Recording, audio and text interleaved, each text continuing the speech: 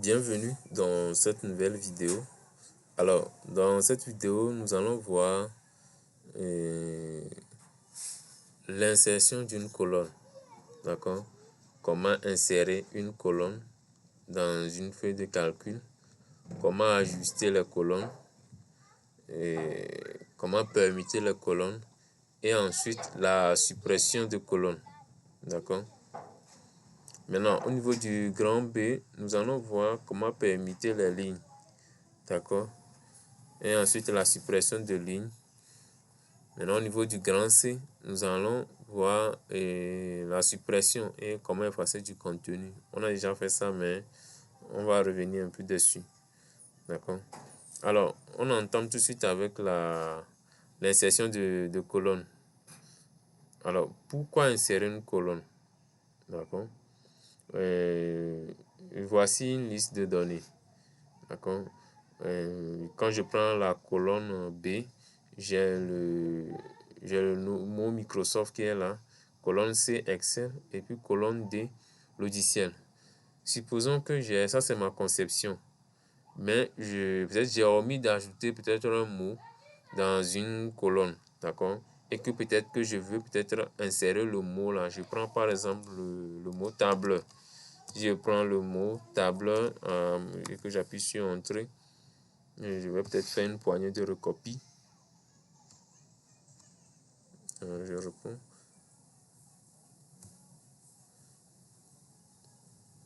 Ça, par exemple, j'ai le mot tableur, d'accord? Et que je vais insérer le mot tableur dans une colonne, entre la colonne C et puis la colonne D. Donc, par exemple, c'est à mon niveau. Ça dépend de la conception de ce que je suis en train de faire.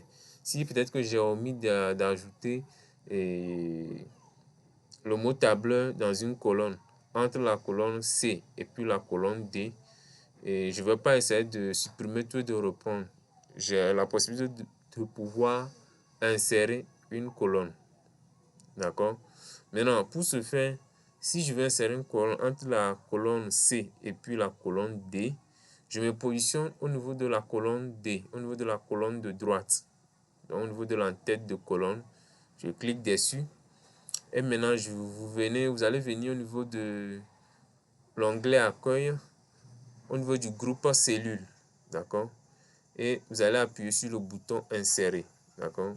Maintenant, pourquoi au niveau de la colonne droite? Puisque lorsque vous vous positionnez au niveau de la colonne droite, les données contenues dans la colonne droite vont migrer vers la droite pour laisser place à cette colonne-là, pour qu'elle soit vide. Je ne sais pas si vous voyez un peu. Donc, lorsque je vais appuyer sur insérer tout à l'heure, vous allez voir que les données contenues dans la colonne B vont migrer vers la droite pour laisser la place vide pour qu'on puisse insérer le mot tableur. Donc, je vais appuyer sur insérer. Vous voyez un peu. Donc, lorsque j'appuie sur le bouton insérer, vous allez voir que le contenu de la colonne D est devenu E. Et là, en ce moment, on a des places vides. Et là, on peut renseigner tableur. Donc, je peux faire... là, nous allons parler de la duplication instantanée. Donc, je peux saisir le mot tableur. Et ensuite, j'appuie sur la touche CTRL Entrée. Et voilà. Vous voyez. Maintenant, si par exemple, je veux ajouter aussi une colonne, peut-être entre la colonne D et puis la colonne E, je me positionne à la colonne de droite au niveau de l'entête de colonne, je clique dessus et maintenant, pourquoi la colonne de droite? Pour que le contenu de la colonne de droite puisse migrer vers la droite, le contenu de la cellule E puisse migrer vers la droite et laisser place ici, d'accord? C'est la même chose. Si on va insérer maintenant une colonne entre la colonne C et puis D ou bien la colonne B, et si on prend un exemple, la colonne B et puis la colonne C. Donc, pour insérer une nouvelle colonne, je vais faire une sélection au niveau de la colonne de droite et puis je viens au niveau de insérer. Je clique sur insérer et vous allez voir que voici une nouvelle colonne qui s'offre à nous. D'accord? Et là, on pourra renseigner l'information qu'on veut. Je peux mettre insertion, je mets ce que je veux. Et j'appuie sur la touche CTRL Entrée. Et là, vous voyez que le contenu a été renseigné. D'accord? Ça, c'est une manière de pouvoir ajouter de colonnes. D'accord? Maintenant, nous allons voir comment ajuster les colonnes. Supposons je vais saisir peut-être du texte, peut-être liste des étudiants.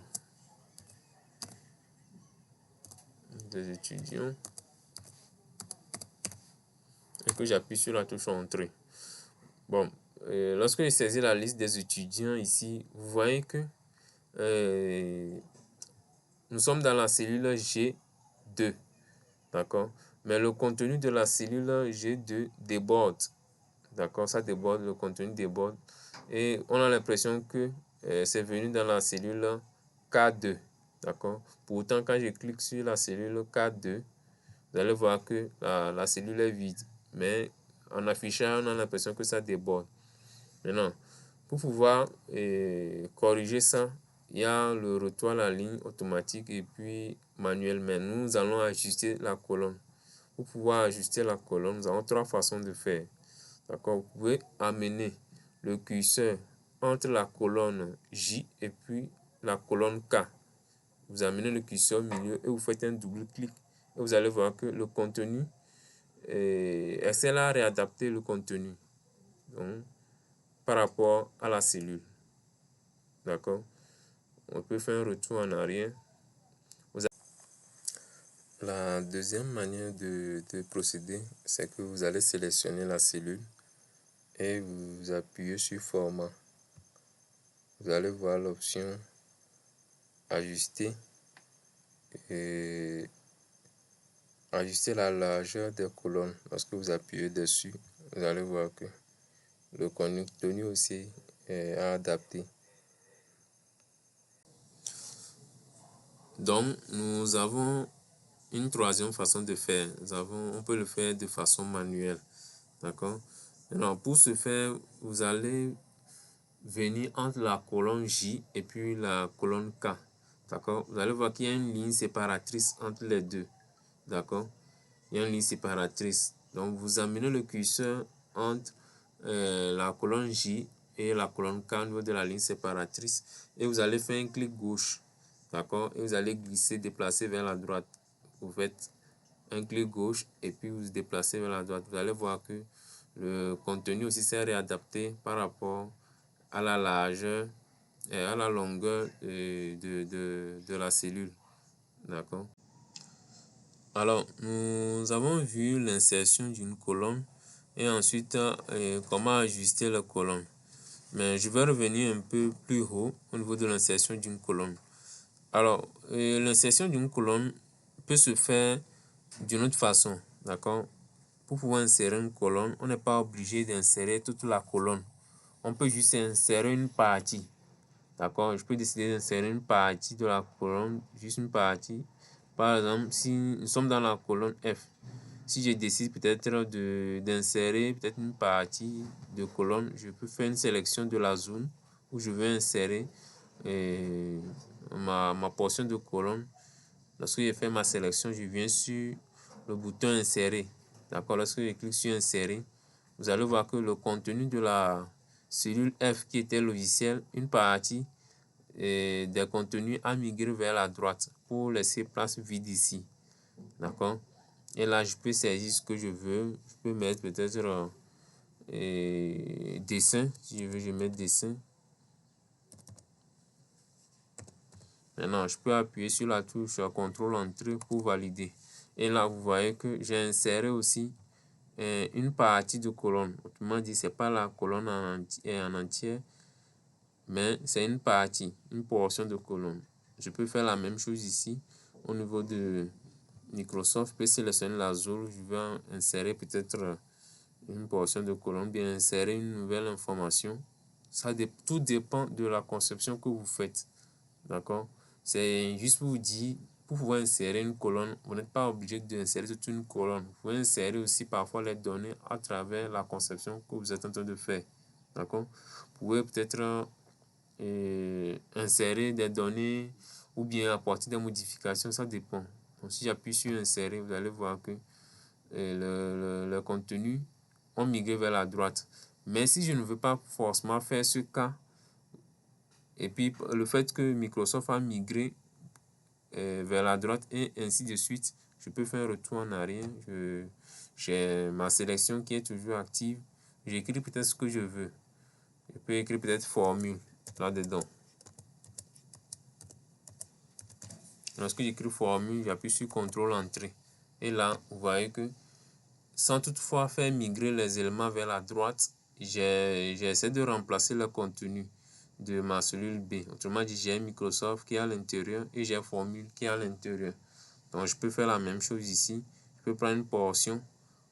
Je peux faire une sélection. Ça dépend de ce que vous êtes en train de faire. D'accord? Je peux mettre peut-être... je mets quel nom? Partie. Je mets partie.